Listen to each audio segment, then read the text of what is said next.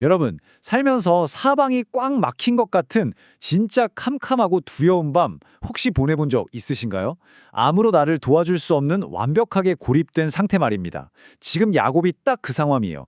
자신을 죽이겠다고 다가오는 형 에서를 만나기 직전이거든요. 극심한 공포와 절망 속에서 야복강 나루터에 진짜 철저하게 홀로 남겨졌습니다. 과거에 자기가 썼던 그 모든 잔머리, 속임수, 얄팍한 계산들, 이제 단 하나도 소용이 없게 된 그야말로 벼랑 끝인 거죠. 그런데 바로 그 짙은 어둠 속에서 야곱은 밤새도록 정체불명의 존재와 진짜 목숨을 건 사투를 벌이게 됩니다. 분이엘, 부서짐에서 축복으로. 자, 오늘 우리가 깊이 파헤쳐볼 핵심이 바로 이겁니다. 한 인간의 자아가 완전히 산산조각 나는 그 끔찍한 고통 속에서 도대체 어떻게 가장 위대한 축복이 터져 나오는지, 이 엄청난 역설을 담은 고대의 기록을 오늘 아주 흥미진진하게 풀어보겠습니다. 그럼 상황 속으로 한번 훅 들어가 보죠. 야곱이 어떤 사람이었나요? 평생을 자기 힘, 자기 지혜, 그리고 필요하면 속임수까지 써가면서 모든 걸 악착같이 쟁취해온 사람이에요. 그쵸? 하지만 이 야복강에서의 밤은 완전히 다릅니다. 가족, 재산, 자기가 가진 모든 걸 강 건너편으로 다 보내버리고 정말 철저하게 혼자 남았어요. 내가 의지할 수 있는 인간적인 수단이 싹 다 끊어진 이 절대 고립의 상태. 근데 사실 이게 앞으로 일어날 그 놀라운 영적 변화를 위해 완벽하게 세팅된 필수 무대였다는 겁니다. 그 밤에 미친 듯한 치열한 씨름이 끝난 후 야곱은 그 장소의 이름을 브니엘이라고 짓습니다. 브니엘, 이게 무슨 뜻일까요? 히브리어로 얼굴을 뜻하는 파님에다가 하나님을 뜻하는 엘이 딱 합쳐진 단어거든요. 직역하면 말 그대로 하나님의 얼굴입니다. 여기서 우리가 느껴야 할 건 야곱이 받았을 그 엄청난 충격과 안도감이에요. 아니, 거룩하신 하나님을 정면으로 맞닥뜨렸는데 내가 안 죽고 살아남았다? 야곱 본인조차도 와, 이게 진짜 말이 되나 싶었을 겁니다. 기적 중에 기적이었죠. 근데 여기서 진짜 기가 막힌 포인트가 하나 나옵니다. 개혁주의 신학은 이 사건을 그냥 신비한 체험이네 하고 넘기지 않아요. 오히려 이걸 중보적 은혜, 그 중에서도 아주 핵심적인 개념인 하나님의 낮아지심, 즉 비하의 관점에서 바라봅니다. 이게 신학적으로 진짜 엄청나게 묵직하면서도 아름다운 개념이거든요. 한번 상상해 보세요. 무한히 거룩하신 하나님 앞에 죄인이 딱 섰다. 그럼 결과는 뻔하죠. 그냥 파멸, 죽음뿐입니다. 그런데 성자 하나님께서는 어떻게 하셨죠? 야곱이 감당할 수 있는 수준으로 스스로 인간의 모습이 되어서 그 낮고 낮은 곳까지 내어와 주신 거예요. 마땅히 무시무시한 심판이 떨어져야 할 그 자리에 심판 대신 말도 안 되는 자비가 임한 겁니다. 이게 바로 훗날 예수 그리스도라는 중보자를 통해 우리가 하나님께 나아가게 될 거라는 걸 완벽하게 보여주는 그림인 거죠. 무한한 거룩함이 부서진 죄인을 죽이는 대신 은혜로 꽉 끌어안아 버린 겁니다. 결국 이 만남은 야곱의 정체성 자체를 아예 송두리째 뒤집어 놓습니다.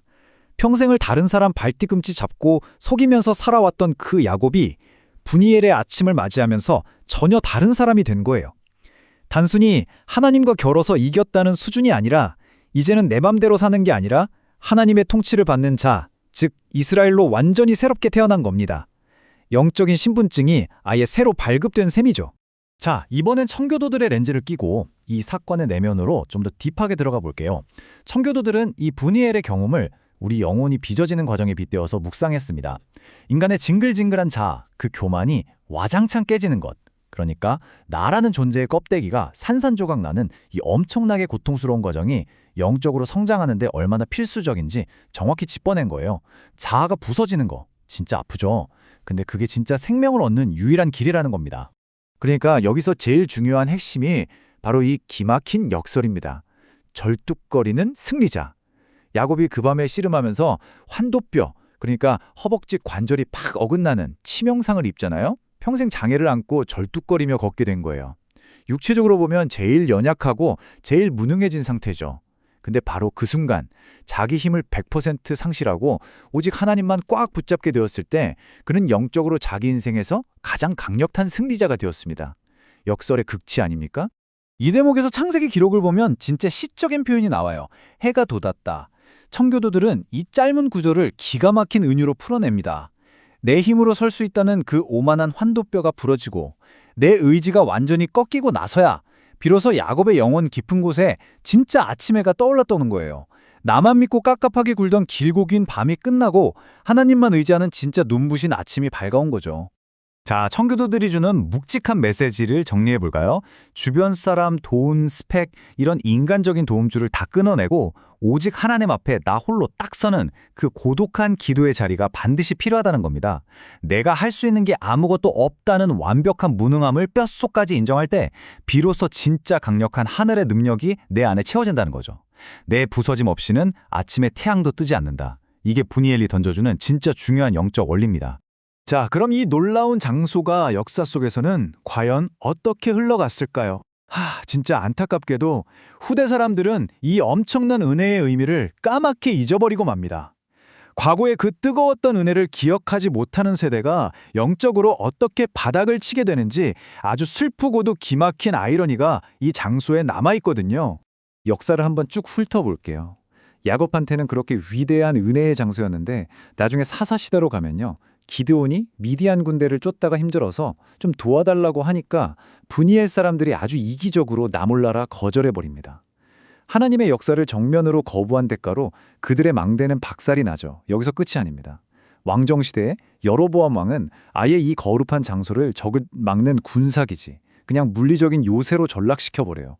영적인 은혜의 기념비가 내골력 지키려고 쌓아올린 차가운 시멘트 벽으로 변질되어 버린 겁니다. 진짜 너무나도 뼈아픈 현장 아닙니까? 그렇다면 수천 년 전에 이 브니엘 사건이 지금 오늘을 사는 우리한테는 대체 무슨 의미가 있는 걸까요? 이거 그냥 성경책에 나오는 옛날 이야기로 끝나면 아무 소용 없잖아요? 지금 이 순간 내 삶의 한복판에서 벌어지는 리얼한 영적 현실로 가져와 봐야 합니다. 오늘날의 브니엘이 도대체 뭐냐? 바로 내 안에 있는 그 질긴 교만, 자꾸만 날 속이는 자, 내 힘으로 해보겠다는 그 고집스러운 에고가 철저하게 죽어나가는 경험을 말합니다.